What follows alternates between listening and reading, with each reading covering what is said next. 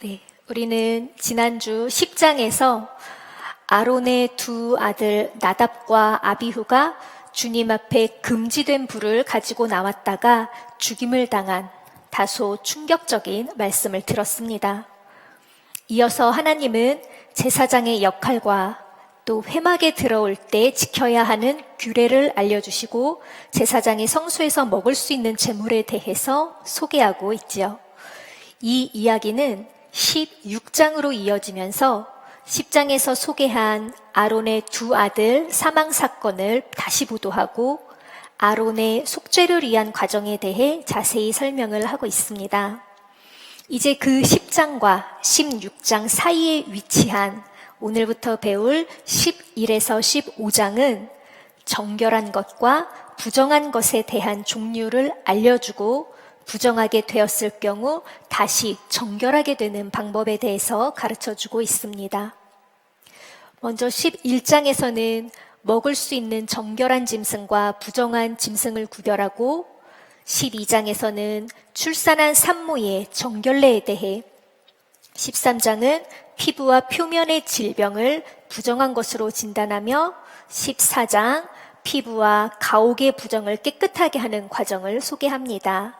15장에서는 몸에서 유출되는 액체에 대해 부정하다는 진단과 함께 깨끗하게 되는 과정을 설명합니다.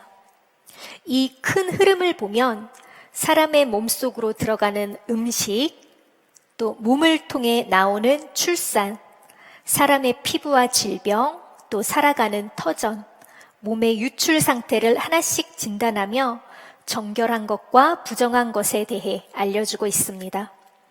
우리는 이런 본문을 읽으면서 몇 가지 궁금증을 갖게 됩니다. 먼저는 부정한 것과 정결한 것으로 나누는 그 기준은 뭘까? 또 모두 하나님이 창조하신 아름다운 창조물들인데 왜 굳이 부정한 것과 정결한 것으로 나뉘는 걸까? 결론부터 말씀을 드리면 성경은 이런 질문에 대해 명확한 답을 주고 있지는 않습니다. 하나님의 그 속성은 우리가 하나의 답으로 결론 지을 수 있을 만큼 단순한 구조로 되어 있지 않기 때문입니다. 다만 하나님이 가장 중요하게 여기시는 그 핵심을 파악하고 그것에 가장 근접한 답들을 찾아가는 과정이 우리가 성서를 끊임없이 묵상하고 배우는 이유라고 할 수 있겠습니다. 오늘도 우리들의 이러한 질문들로부터 하나님의 핵심적인 가치를 발견하며 하나님의 뜻을 따라 삶의 기준을 정립하는 시간이 되기를 소망합니다. 오늘 함께 읽은 레위기 11장의 내용은 마지막 47절에서 읽으셨듯이 부정한 것과 정결한 것을 구별하여 먹을 수 있는 동물과 또 먹을 수 없는 동물을 구별하는 데 있습니다. 이 내용 가운데서도 레위기의 핵심 주제이자 또 11장의 중심 구절은 45절이라고 할 수 있습니다. 나는 너희 하나님이 되려고 너희를 이집트 땅에서 데리고 나온 주다. 내가 거룩하니 너희도 거룩하게 되어야 한다. 우리가 정결한 것과 부정한 것을 나누고 정결한 상태를 유지하기 위하여 늘 애쓰며 살아가는 이유는 바로 우리가 믿는 하나님이 거룩한 분이기 때문이라는 겁니다. 그럼 우리는 여기서 거룩의 의미를 다시 한번 짚어볼 필요를 느끼게 되는데요. 히브리어로 카도시라는 거룩이라는 단어의 기본적인 뜻은 구별하다입니다. 다른 신들과는 구별되고 또 특별한 분이 바로 거룩한 하나님입니다. 따라서 이스라엘 백성들도 구별되고 특별한 삶의 태도를 가지고 거룩한 백성으로 살아가기를 촉구받고 있는 것입니다. 영어로 그 의미를 이해해 보자면 홀리라는 단어보다는 different나 special이라는 단어가 하나님의 거룩에 대한 속성을 이해하는 데는 조금 더 가까운 의미로 이해할 수 있습니다. 그렇다면 이 하나님의 구별되고 특별한 거룩의 속성은 무엇일까요? 거룩한 하나님은 세상 모든 생명의 주인이면서 질서 정연하신 완전하신 분이라는 겁니다. 하나님보다 더 완전할 수 없고 생명을 줄 수 있는 유일한 분이시지요. 그래서 거룩의 반대 개념은 죽음과 또 구별되지 않은 혼돈이라고 할 수 있습니다. 죄라고 불리기도 합니다. 한쪽 끝에는 하나님의 거룩이, 또 반대쪽 끝에는 죽음과 혼돈이 있는 그림을 먼저 한번 떠올려 봅니다. 우리가 하나님한테 가까이 가면 갈수록 생명과 완전에 가까워지고, 또 하나님과 멀어지면 멀어질수록 죽음과 혼돈에 가까워집니다. 또 이 거룩과 죽음은 양쪽 끝에서 자신의 영역을 서로 확장하려는 특징을 가지고 있습니다. 그렇다고 거룩과 죽음의 영역을 대결 구도로 보는 것은 옳지 않습니다. 하나님의 거룩은 죽음의 영역보다 훨씬 더 강력해서 부정한 불을 들고 왔을 때 바로 죽음으로 응징할 만한 우위에 있다는 점을 염두에 두어야 합니다. 사람들은 이 거룩과 죽음 사이에 위치해 있는 것이죠. 하나님이 사람을 처음 창조하셨을 때는 거룩의 영역에 속해 있었습니다. 하나님의 형상을 닮은 존재로 영원한 생명이 있었지요. 하지만 선악과를 따먹고 하나님의 말씀을 따르지 않으므로 영원한 생명이 있는 에덴 동산에서 쫓겨나게 되면서 죄의 영역에 속하게 되었습니다. 그래서 사람들은 기본적으로 죄와 죽음의 영역 안에서 살아가는 부정한 존재일 수밖에 없습니다. 그런데 하나님은 사람들을 영원히 그 죄의 영역에 두지 않으시고 하나님의 사랑과 은혜로 거룩의 영역에 속하게 하고자 합니다. 그래서 하나님은 사람들이 다시금 거룩하신 하나님을 따라 살 수 있도록 먼저 가장 작고 약한 이스라엘 백성을 선택해서 언약의 백성으로 삼으셨습니다. 하나님과 언약을 맺고 말씀을 따르는 이스라엘 백성은 그렇게 정결한 백성이 되었습니다. 이 이스라엘 백성의 정결함은 당연히 주어지는 것은 아니었습니다. 하나님과 백성들의 관계에서 생겨난 것으로 하나님이 이스라엘을 속량하고 성별한 그 결과가 바로 정결함이었습니다.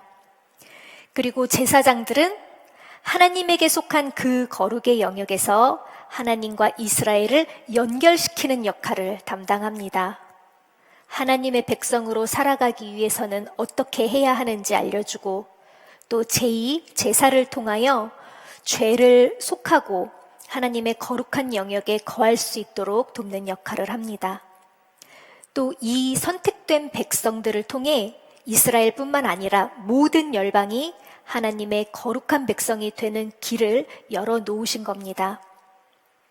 이제 이 거룩의 개념을 생각해 보면서 11장의 내용을 함께 살펴볼 텐데요. 이 11절은 아까 말씀드린 것과 같이 정결한 동물과 부정한 동물에 대해 설명을 하고 있습니다. 그런데 우리가 꼭 기억해야 할 것은 부정한 동물이라고 해서 그 동물 자체에 문제가 있다는 뜻은 아닙니다. 정결한 것은 하나님의 완전하고 생명 가득한 모습을 대표하는 것이고, 부정한 것은 그것과 반대되는 속성을 가지고 있는 것입니다. 따라서 하나님의 거룩을 기억할 수 있는 완전하고 생명 가득한 것을 대표하는 동물들만 먹음으로 늘 정결한 삶을 살 수 있도록 하신 것입니다. 부정한 동물은 그 동물들의 특징이 하나님의 그 완전하고 생명 가득한 성격과 다른 특징을 가지고 있어서 그것을 먹지 않으므로 거룩한 삶을 따른다는 우리의 의지를 드러내고 있는 겁니다. 데살로니가전서 5장 22절 말씀에 갖가지 모양의 악을 멀리 하십시오. 개역개정으로는 악은 어떤 모양이라도 버리라는 이 말씀처럼 하나님의 거룩과 반대되는 그 상태나 모양을 한 것은 먹지 않으므로 구별된 삶을 살아가는 것입니다. 그럼 이 11장의 시작은 정결한 육지동물과 부정한 육지동물에 대한 설명으로 시작을 하는데요. 포유류로 대표되는 동물들 중에서 먹을 수 있는 동물은 굽이 있는 동물 중에서도 굽이 갈라진 쪽발이면서 새김질을 하는 동물입니다. 나머지는 모두 부정한 동물이며 먹을 수 없습니다. 특별히 낙타와 또 개역개정에서는 사반으로 번역된 오소리, 토끼, 돼지는 부정한 동물 중에서도 특별히 이름이 언급되어 있는 동물인데요. 이 낙타, 오소리, 토끼는 새김질은 하지만 굽이 갈라지지 않았고, 돼지는 굽은 갈라졌지만 새김질을 하지 않기 때문에 한 가지 특징만 보고 이스라엘 백성들이 혼동하여서 부정한 동물을 먹는 일이 없도록 구체적으로 이름을 명시한 것을 알 수 있습니다. 그런데 여기서 토끼를 키워보신 분들은 실제로 토끼가 되새김질을 하지 않는다는 것을 아실 텐데요. 이후에도 나오겠지만 생물학적 사실과 조금씩 다른 사실이 표기된 것을 보게 될 것입니다. 이것은 과학적 근거가 밝혀지기 이전의 고대 기록이기도 하고 늘 오물거리는 토끼의 그 습성이 새김질로 오인된 데서 나온 표현인 것으로 이해하시면 됩니다. 우리가 기억해야 할 중요한 것은 새김질과 쪽발이 지닌 그 의미가 무엇인지 그 근거를 함께 찾아보는 일입니다. 일단 굽이 있다는 것은 초식동물의 특징입니다. 육식동물로부터 몸을 보호하기 위해서 빨리 달릴 수 있도록 발톱이 변형된 형태가 굽이라는 걸 생각해 보면 다른 생명을 잡아먹는 육식동물은 거룩보다는 죽음과 연결된 이미지를 지니고 있다는 것을 알 수 있습니다. 그런데 이 굽이 있는 것 중에서도 쪽발은 갈라져 나뉘어 있는 모양인데요. 이러한 모양은 창세기 15장에서 하나님이 아브라함과 언약을 맺으실 때 재물을 쪼개어 마주하여 놓았던 그 모습을 떠올리게 합니다. 그리고 새김질의 특징이 있는데요. 새김질은 위가 여러 개의 방으로 나뉘어져 있어서 한 번 음식을 먹고 다시 또 개원해서 씹는 과정을 여러 번 반복하는 것이죠. 한 번 먹은 음식은 거의 3만 번 이상을 씹으면서 섭취한 음식의 영양소를 최대한으로 흡수하는 그런 특징을 가지고 있습니다. 그래서 정결한 것으로 구별된 동물은 하나님과의 언약을 떠올리게 하는 쪽발을 가진 초식 동물로서 새김질을 하는 특징을 가지고 있고 가장 완전하게 음식의 영양소를 흡수하는 동물이라는 것을 알 수 있습니다. 하지만 또 여기에서 주의해야 하는 것은 이 동물 자체가 거룩한 것은 아니고 하나님의 완전하고 생명의 근원이 되는 그 이미지를 기억할 수 있는 동물이라는 겁니다. 이에 해당하는 동물은 성경에서 자주 등장하는 소나 양, 염소, 사슴, 그리고 아프리카에서 볼 수 있는 기린이나 임팔라 등이 있습니다. 나머지 동물들은 부정한 동물로 먹을 수 없고 하나님께 드리는 제의에도 사용할 수 없는데 접촉이 금지된 것은 아닙니다. 그래서 낙타를 타고 이동을 하거나 개를 기른다고 해서 부정하게 되는 것은 아닌 것입니다. 그런데 다만 돼지는 조금 특별한 의미를 지니는데요. 돼지는 이방의 우상에게 바치는 주요한 제물 중에 하나라고 합니다. 그래서 특별한 희생 의식이 있었다고 합니다. 어떤 의식인지 구체적으로 알 수는 없지만 우리나라에서 고사 드리는 장면을 떠올려 본다면 이방 신에게 가증하고 혐오의 이미지가 있는 그러한 모습이 가늠이 되기도 합니다. 따라서 이스라엘에서 돼지를 먹거나 기르는 일은 허용이 되지 않았고 또 이러한 문화적인 이스라엘의 그러한 특징을, 그런 관습을 이용해서 유대인을 박해할 때 돼지고기를 억지로 먹게 함으로써 복종시키려고 했었던 그러한 역사도 있었습니다. 하지만 이 부정한 모든 동물들을 포함해서 정결한 동물조차도 죽은 주검은 부정한 것이므로 만지거나 먹을 수 없습니다. 하나님의 그 생명 가득한 생명이 떠난 것은 부정한 것이 되고 이 부정은 또 전이 되기 때문입니다. 이후에도 부정이 전이되는 경우가 언급이 되는데 잠시 후에 살펴보도록 하겠습니다. 여기서 주검은 생명의 근원 되시는 하나님과 반대 개념이므로 모두 부정하게 된다는 사실을 함께 기억할 수 있기 원합니다. 다음은 물에 사는 물고기에 대한 구별이 나오는데요. 지느러미가 있고 비늘이 있는 물고기는 바다나 강 어디에 사는 것이든 먹을 수 있습니다. 그러나 지느러미나 비늘이 없는 것은 부정한 것이므로 먹을 수가 없습니다. 저는 여기서 하나님이 한민족을 선택하지 않으신 이유를 조금 알 것 같았습니다. 우리 민족은 게장, 장어, 가재구이, 낙지젓갈, 마른 오징어 할 것 없이 부정한 물고기를 온갖 방법으로 맛있게 가공해서 즐겨 먹고 못 먹는 음식이 거의 없는 민족인데, 아브라함 당시에 우리 민족을 선택하셨다면 늘 부정한 상태로 있는 사람들이 하도 많아 하나님이 골머리를 앓으셨을 것 같다는 우스운 생각도 해보게 되었습니다. 그렇다면 이 지느러미와 비늘이 있는 물고기는 왜 정결하다고 구별되었을까요? 이 지느러미는 물이라는 환경에서 가장 완전한 방법으로 이동할 수 있는 그런 수중동물의 특징으로 이해가 됩니다. 수중동물이 육지동물과 같이 땅 위를 걷거나 기는 방법으로 이동하는 모양은 바다에서 살아가는 그 완전과 다른 개념이므로 부정하다고 여깁니다. 또 비늘은 물고기의 몸체를 덮고 있는 얇고 단단한 조각들인데 외부의 자극을 막고 몸을 보호하는 역할을 하죠. 그래서 이 비늘이 있는 물고기는 생명을 지키고 보호하는 데 더 유리한 조건을 가지고 있다고 봅니다.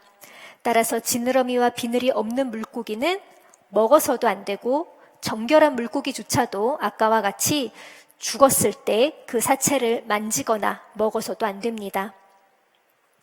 이제 육지와 바다를 지나 하늘을 나는 새에 대한 설명이 나옵니다. 새는 부정한 새, 지금 여기에서는 20종이 나오는데요. 독수리, 수염수리, 물수리 하는 이 20종의 이 새들을 제외하고는 모두 먹을 수 있습니다. 이런 20종류의 새들의 이름이 이렇게 번역이 되어 있기는 하지만 이 고대의 명칭을 지칭하는 그 단어들이 어떤 새인지 명확히는 알 수 없다고 합니다. 하지만 대부분의 학자들이 주로 이 20종류의 새들은 맹금류와 또 죽은 고기를 먹는 새의 종류로 이해를 합니다. 그래서 생명과 반대되는 개념의 특징을 가지고 있는 그러한 새는 부정한 것으로 이야기하고 있는 것을 알 수 있습니다. 그런데 여기에서 박쥐 역시 토끼와 같이 생물학적으로는 포유류에 속하는데 이렇게 또 조류로 분류된 것은 과학적 근거와는 관계없이 하늘을 나는 종류로 분류되어 언급된 것으로 이해하시면 되겠습니다. 근데 성경을 더 읽으시다 보면 신명기 14장에서 오늘의 본문이 한 번 더 반복이 되고 있는 것을 나중에 읽게 되실 겁니다. 개역개정 성경에서는 이 레위기와 신명기의 세 종류 이름이 히브리어로 사실 다 같은 단어라서 같이 번역을 해야 하는데 새의 명칭이 레위기의 명칭과 신명기의 명칭이 좀 다르게 번역이 되어 있는데 그래서 조금 혼란스럽게 하는 부분이 있다라는 거, 하지만 같은 새의 종류라는 것을 염두에 두시고 읽으시면 훨씬 도움이 되실 것 같습니다. 그리고 이제 이것에 이어서 곤충에 대한 설명이 이어지고 있습니다. 곤충은 날개가 달려있지만 뛰지 않고 기어다니는 것은 모두 부정한 것에 속합니다. 메뚜기, 방앗개비, 귀뚜라미와 같이 발과 다리가 있어서 점프하는 종류는 완전한 종류로 보며 이 종류들만 먹을 수 있다고 합니다. 따라서 우리가 주로 해충으로 여기는 날개가 있으면서 기어다니는 종류는 모두 부정한 것이고 또 벌이나 나비와 같은 곤충도 부정한 종류에 해당합니다. 그런데 특이한 점은 벌은 부정한 곤충이지만 벌이 생산하는 꿀은 먹을 수 있는 점이라는 그러한 특이한 점도 있습니다. 이렇게 부정한 동물이나 곤충은 먹지 않거나 살아있으면 우리의 정결을 유지하는 데는 문제가 없습니다. 하지만 죽은 사체는 정결한 것까지도 누구나 저녁 때까지 부정하게 됩니다. 아까도 말했듯이 부정은 전이 되는 성질이 있기 때문에 그 부정이 계속 연결이 되는 것입니다. 하지만 어쩔 수 없이 사체를 옮겨야 하는 경우도 있을 텐데요. 그때는 자기 옷을 빨고 저녁 때까지 그 부정의 상태가 계속 유지가 되고, 따라서 하나님의 제의에도 참여할 수가 없습니다. 29절부터는 땅에 기어다니는 길짐승이 나오는데 주로 쥐와 파충류 종류입니다. 이것들은 대부분 다 부정한 종류로 분류가 됩니다. 그런데 이 길짐승 종류는 이스라엘 주택가에 자주 출몰하는 것들입니다.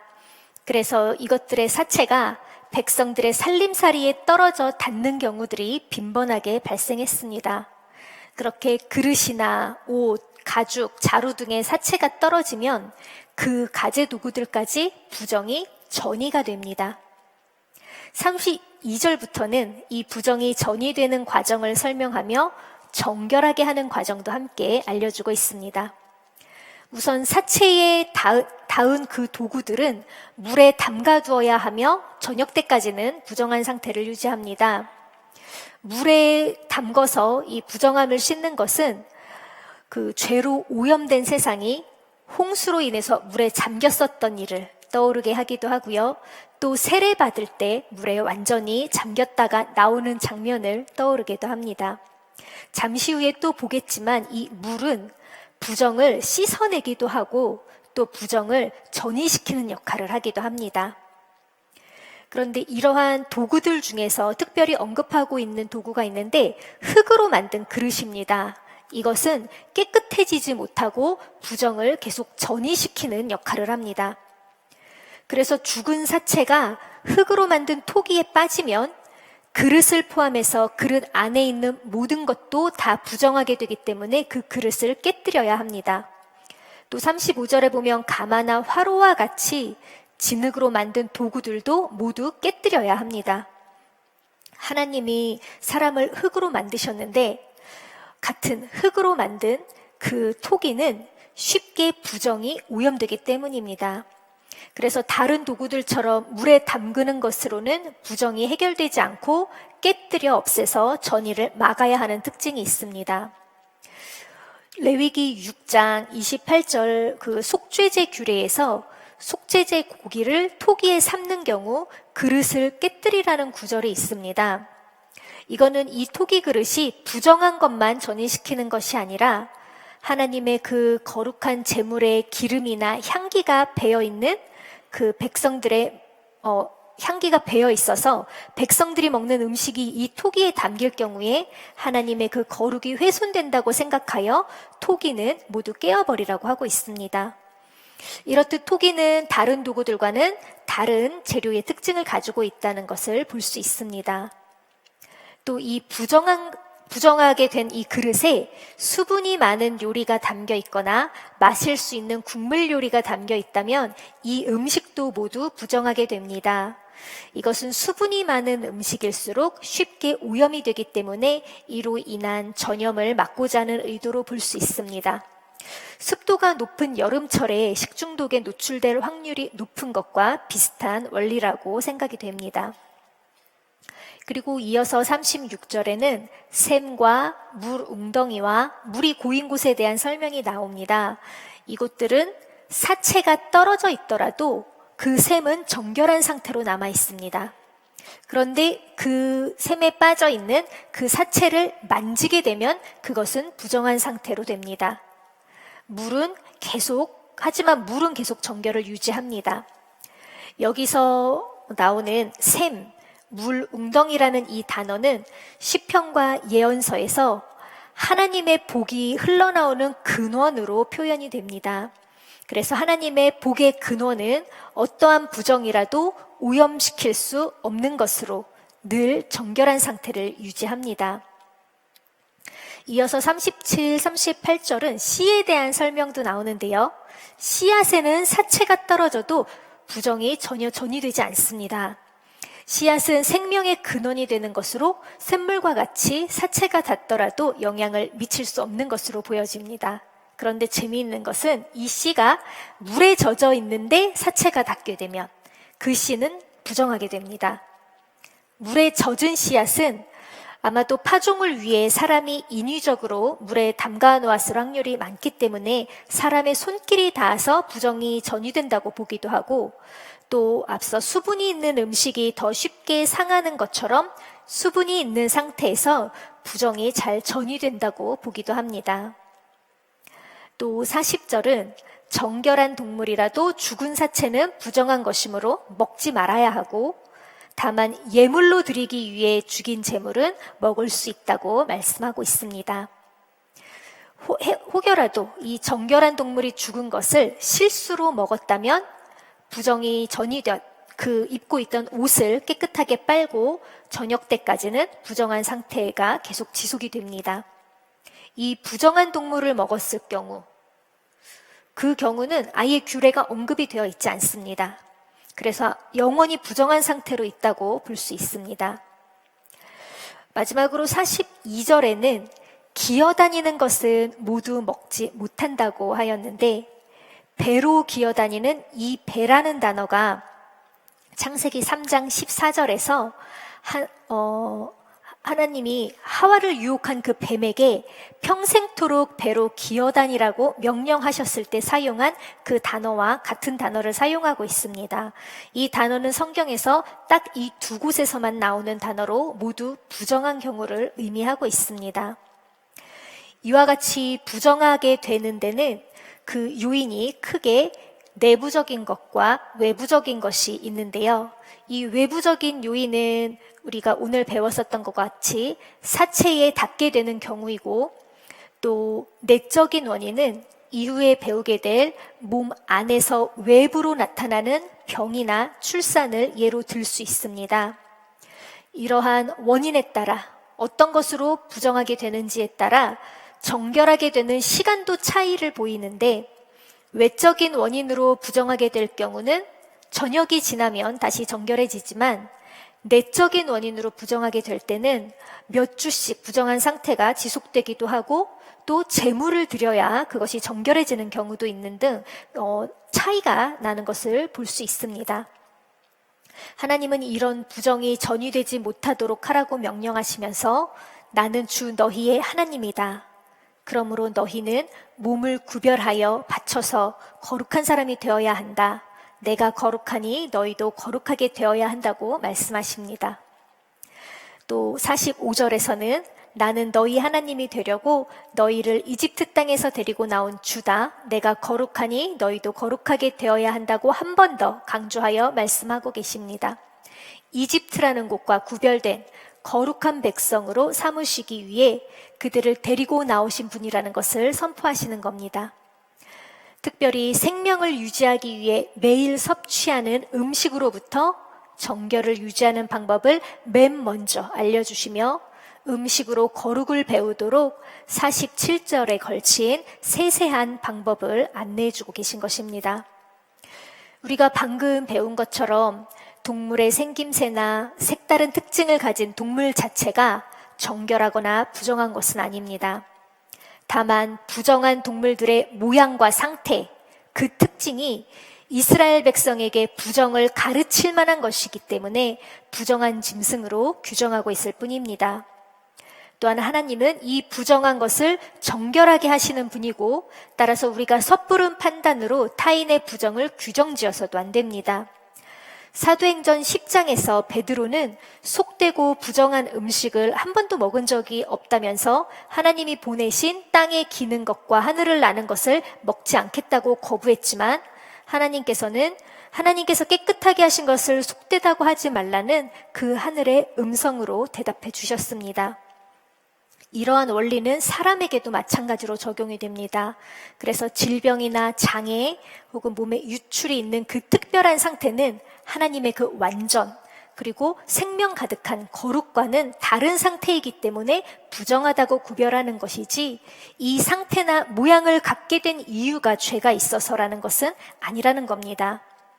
그리고 사람에게 부정이 전이되었을 경우에도 이 부정한 상태가 영원하지 않습니다. 일정 기간 부정한 상태에 이를지라도 정결한 상태로 다시금 회복이 됩니다.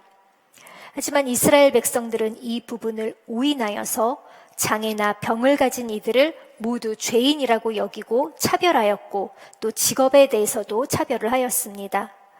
지금 우리 주변에는 부정과 또 다른 형태로 다양한 차별이 지속되고 있지 않은지 되돌아보는 시간이 될 수 있기를 원합니다.